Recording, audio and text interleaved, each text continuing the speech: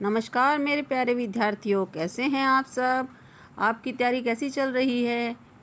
चलिए हम अपने समय को बर्बाद ना करते हुए अपना काम शुरू करते हैं। और आज हम पढ़ेंगे काल। काल जैसे काल काल का मतलब है समय, और व्याकरण की भाषा में किसी काम के होने वाले समय को काल कहा जाता है। तो इसकी डेफिनेशन यानी कि परिभाषा है, व्याकरण में क्रिया के होने वाले समय को काल कहते हैं।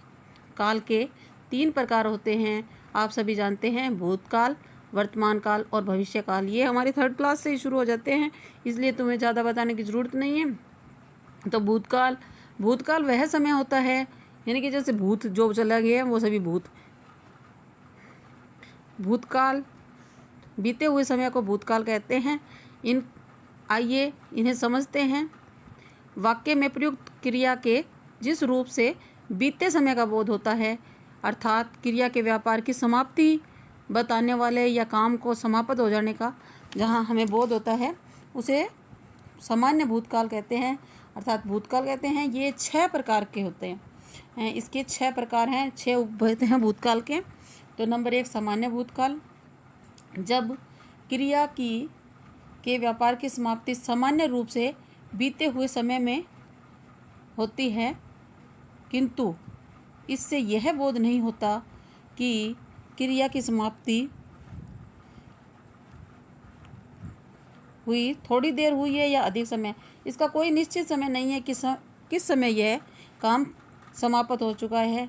तो वहाँ हम इसके लिए सामान्य भूतकाल करेंगे। जैसे कुसुम घर गई, अविनाश ने गाना गाया, अकबर ने पुस्तक पढ़ी, मोहन स्कूल गया, राधा सो गई।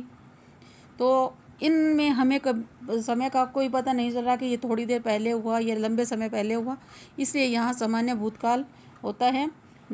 नंबर 2 आसन भूतकाल।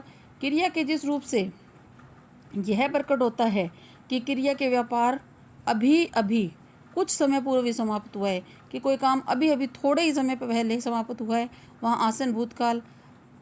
तो सामान्य भूतकाल के साथ इसकी निशानी आप याद रखिए कि सामान्य भूतकाल में तो हमने सीधा लिखा कि पुस्तक पढ़ी, लेकिन अब यहाँ हम इसके साथ करेंगे है या हैं लगाएंगे, तो हमें इसका आसन भूतकाल का रूप बन जाएगा।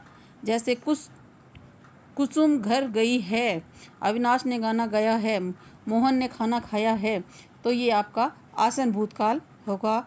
इन निशानियों का आप थोड़ा ध्यान रखें, तो आपके एग्ज़ाम में गलती होने का चांस कम रहेगा। पूर्ण भूतकाल। क्रिया के जिस रूप से यह स्पष्ट होता है कि क्रिया का व्यापार बहुत समय पूर्व समाप्त हो गया, यानी कि कोई काम है जो बहुत समय पहले ख़त्म हो गया, तो वो काम पूर्ण हो चुका है। तो आप हम वहाँ पर करेंगे पूर्ण, जहाँ सामान्य भूत क्रिया के साथ ही समाप्त हो गई, वहाँ था, थी और थे लगाने से काल पूर्ण भूत बन जाएगा, यानी कि पूरा ख़त्म हो चुका है। भूपेंद्र सिरोही गया था, हमने खाना खा लिया था। तो इन चीज़ों में हम देख सकते हैं कि क्रिया के समाप्त होने की घटना का पता चलता है, तो वहाँ हम पूर्ण भूत काल ही लगाएंगे। नीता ने खाना बनाया था, तो ये सभी हमें यह दिखाती हैं कि काम पूर्ण रूप से समाप्त हो गया था, पूर्ण भूतकाल। अपूर्ण भूतकाल। क्रिया के जिस रूप से यह ज्ञात होता है कि उसके व्यापार भूतकाल में अपूर्ण रहा और निरंतर चल रहा था। ये सभी आप देख सकते हैं, रही थी, रहे थे, ती थी, ता थे। तो वहाँ अपूर्ण भूतकाल। संदिग्ध भूतकाल। क्रिया के जिस रूप से भूतकाल रूप से उसके कार्य या काम होने के विषय में संदेह प्रकट हो, जैसे कोई काम हो रहा है और उसमें संदेह प्रकट हो, तो वहाँ संदिग्ध भूतकाल होगा। सामान्य भूत क्रिया के साथ होगा, होगी, होगे लगने से संदिग्ध भूतकाल बनता है। जैसे अनवर गया होगा, तो हमें यहाँ पूर्ण रूप से ये निश्चय नहीं है कि वो चला गया या नहीं गया, तो यहाँ हमें संदेह है, तो हम क्या करेंगे, संदिग्ध भूतकाल। शबनम खाना बना रही होगी, तो ये हमारा सिर्फ एक अनुमान है, इसीलिए हम यहाँ लगाएंगे ये कि ये संदिग्ध भूतकाल है। हेतु हेतु मदभूत, इसमें आप देखते हैं कि एक क्रिया के साथ दूसरी क्रिया जुड़ी होती है, इसमें दो क्रियाएं होनी आवश्यक होती है। तो आप देखिए इसकी परिभाषा, भूतकालीन क्रिया का वह रूप जिससे भूतकाल में होने वाली क्रिया का होना किसी दूसरी क्रिया के साथ होने पर अवलंबित हो, वहाँ हेतु हेतु भूत होता है। इस रूप में दो क्रियाओं का होना आवश्यक है तथा क्रिया के साथ ता ती ते ती लगता है। जैसे यदि महेंद्र पढ़ता तो उत्तीर्ण होता, युद्ध होता तो गोलियां चलती, वह बादल होते तो वर्षा होती इत्यादि। वर्तमान काल, क्रिया के जिस रूप से वर्तमान समय का या काम के वर्तमान समय में होने का बोध हो, वहाँ वर्तमान काल होता है। इसके 5 भेद होते हैं। अब आपने देखा कि भूतकाल के 6 भेद और वर्तमान काल के 5 भेद हैं। सामान्य वर्तमान काल, जब क्रिया के व्यापार के सामान्य रूप से वर्तमान समय में होना हाँ प्रकट हो, यानी कि जो अभी वर्तमान समय में ही पूर्ण हुआ हो, तो वहाँ हम इस सामान्य भूतकाल लगाएंगे। वर्तमान काल, सामान्य वर्तमान काल लगाएंगे, सॉरी।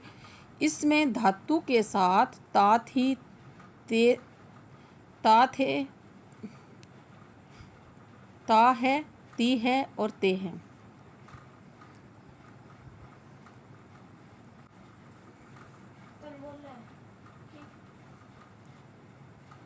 सामान्य वर्तमान, जब क्रिया के व्यापार के सामान्य रूप से वर्तमान समय का होना प्रकट हो, वहाँ सामान्य वर्तमान काल होता है। इसमें धातु के साथ ता है, ती है, ते है आदि होते हैं। जैसे अंकित पुस्तक पढ़ता है और गरिमा गाना गाती है, मोहन खाना खाता है। आप इससे देख सकते हैं कि जहाँ पर है तो सामान्य वर्तमान काल का पता चल रहा है कि कोई काम अभी अभी हुआ है। अपूर्ण वर्तमान, जब क्रिया के व्यापार या किसी काम के अपूर्ण होने की क्रिया से के चलते रहने का बोध होता है, वहाँ अपूर्ण वर्तमान काल होता है। इसमें धातु के साथ या क्रिया के साथ या किसी काम के साथ रहा है, रही है, रहे हैं आदि आते हैं। जैसे प्रशांत खेल रहा है, मोहन गाना गा रहा है, सरोज गीत गा रही है इत्यादि।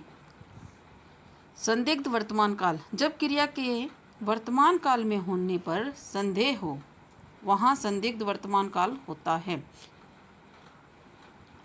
इसमें क्रिया के साथ ता ती ते के साथ होगा, होगी, होगे का भी प्रयोग हो।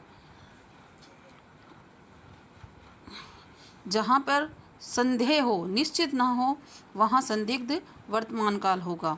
जैसे अभय खेत में काम करता होगा, राम पत्र लिखता होगा, मोहन पढ़ता होगा, तो वहाँ पर एक संदेह है, वह इसके बारे में हम निश्चित नहीं हैं, इसीलिए यहाँ संदिग्ध वर्तमान है।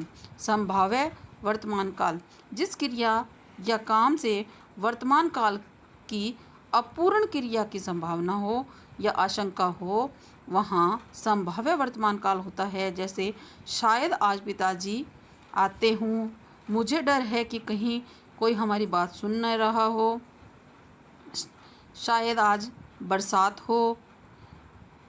आज्ञार्थक वर्तमान काल, क्रिया के व्यापार के वर्तमान समय में ही चलने की बात आज्ञा का बोध हो, कराने वाला हो। आज्ञार्थक वर्तमान काल, राधा तू नाच, आप भी पढ़िए, मोहन किताब पढ़ो, हर्षिका तुम भी पढ़ो। भविष्यत काल, क्रिया के जिस रूप से आने वाले समय में भविष्य का होना पाया जाए, उसे भविष्यत काल कहते हैं। भविष्य काल में 3 भेद होते हैं। अब आपने देखा कि भूतकाल में 6 भेद हैं, वर्तमान काल में 5 भेद हैं, उसी प्रकार भविष्य में 3 भेद हैं। तो किसी भी क्रिया के आने वाले समय में होने का बोध हो, उसे भविष्यत काल कहते हैं। भविष्यत काल के 3 भेद हैं। सामान्यतः भविष्यत काल क्रिया के जिस रूप से उसके भविष्य में सामान्य रूप से होने का बोध हो, वहाँ सामान्य भूतकाल। इसमें क्रिया के अंत में एगा, एगी, एगे आदि लगते हैं। 7 यथा लीला नृत्य प्रतियोगिता में भाग लेगी, मोहन कल आएगा, सोहन पत्र लिखेगा इत्यादि। संभाव्य भविष्य क्रिया के जिस रूप से उसके भविष्य में होने की संभावना व्यक्त की जाए या संभावना का पता चले तो वहाँ संभाव्य भविष्यकाल होगा। इसमें क्रिया के साथ ए, ऐ, औ या उ का योग होगा।